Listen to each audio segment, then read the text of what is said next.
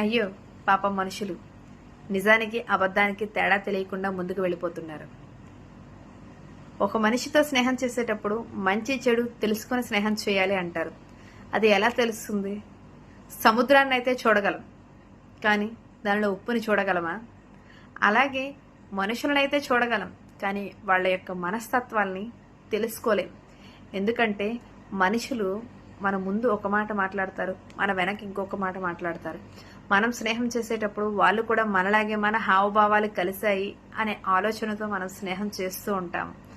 చేసే టయానికి ఆ టైంలో ఏం జరుగుతుందో మనకు కూడా తెలియదు. వాళ్ళంటే ప్రపంచంలో ఒక గొప్ప, మనకి వాళ్ళు తప్ప ఇంకెవ్వరు లేరు అనే భావనకి మనం వచ్చేస్తాం చూడండి.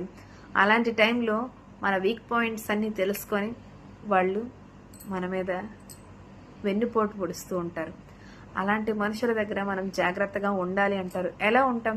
ముందంతా వాళ్ళు నటించుకుంటూ వస్తున్నారు, కానీ ఆ నటించుకుంటూ వస్తునేటప్పుడు నీకు తెలియకపోవచ్చు, కానీ వెన్నుపోటు తగిలిన తర్వాత మాత్రం నువ్వు తెలుసుకోలేకపోతే నీకన్నా అసమర్థుడు ఇంకెవ్వరూ ఉండరు. ఒక్కసారి దెబ్బ తిన్నావు అంటే రెండోసారి స్నేహానికి, అప్పు ఇవ్వడానికి, అప్పు తీసుకోవడానికి అన్ని విధాలా కూడా 1కి 100 సార్లు ఆలోచించి నిర్ణయం తీసుకుంటావు. అదొక గుణపాఠం అని తెలుసుకో మిత్రమా. Good luck.